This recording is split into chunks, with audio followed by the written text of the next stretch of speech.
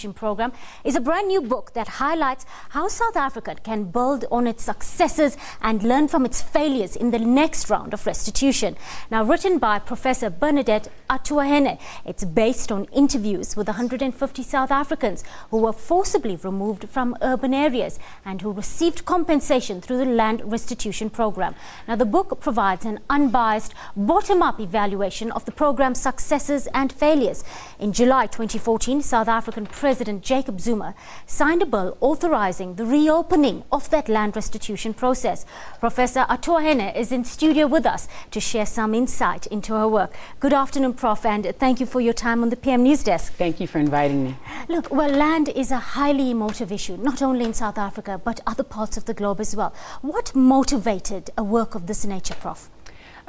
What really motivated me is when you talk about land in South Africa and also outside of South Africa, everyone's focused on rural land, white farmers, black workers, and no one's really talking about people who were evicted from urban areas. And so this book, I did 150 interviews of people evicted from urban areas to try and to add to the conversation about rural dispossession is absolutely important, but we also must begin having a conversation about urban dispossession, because 1/3 of the beneficiaries of the land restitution program were in fact evicted from urban areas, yet no one is talking about it. My book, We Want What's Ours, is the first comprehensive study of urban dispossession and urban claims.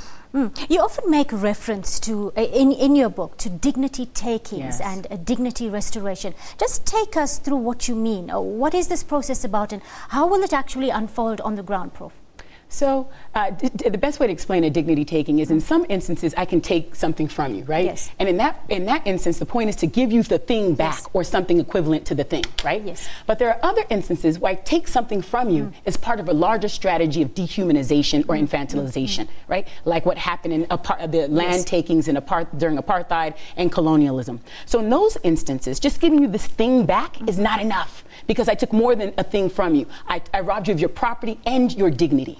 And so dignity restoration, in one sentence, is a process of giving the thing back through a process that affirms the humanity of the dispossessed individuals and communities, and also includes them as full and equal members of the polity. So in other words, we want to see a process unfold where there's a combination of reparations as well as the restoration of dignity. That's exactly right. So what I say is we actually need to move from what I call reparations, which is just giving you compensation for the thing, to this more robust project of dignity restoration, which is about giving people compensation through a process, again, that affirms their humanity and includes them as full and equal members of the polity. Why does such a work hold such compelling global relevance?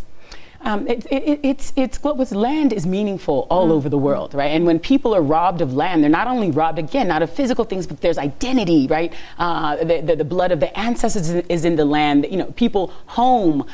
So it's emotive all over the world, because land means so much, right? There's so much intertwined, wrapped up with land, and I think that's why it becomes such an emotive issue.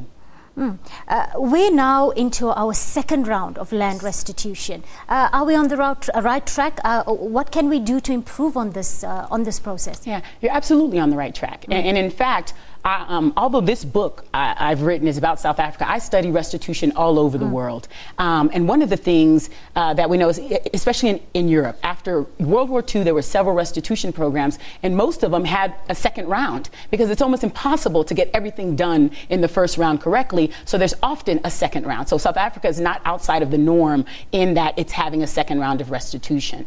And your second question about what went well, I think what went well is access. The South African program, the amount of evidence that is allowed to prove a claim, tombstones, ruins, aerial maps, is really one of the most impressive restitution programs ever, in terms of what people are allowed to bring in as evidence to say, I was here, I used to be here. But we're still not seeing the number, the volumes of claimants we would want to. That's right, because in round one, unfortunately, although from one law alone, the Group Areas Act, it's estimated that between 1.3 and 1.5 million people were dispossessed. In round one, just under 80,000 claims were submitted. So there were lots of people left out. That's why round two is so important, because there were so many people left out in round one.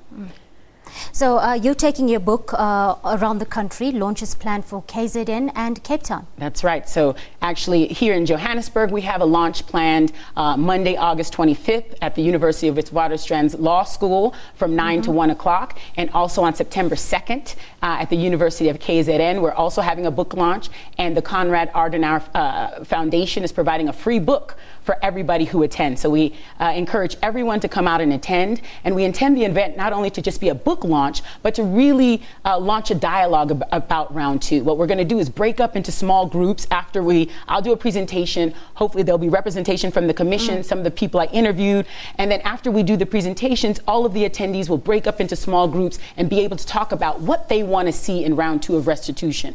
The results of those smaller conversations, we're going to report back to the Land Restitution Commission. So we're inviting everybody to come out and join us. Again, August 25th at WITS and September 2nd at University of KZN. If people want more information, they can go to our website, wewantwhatsours.com.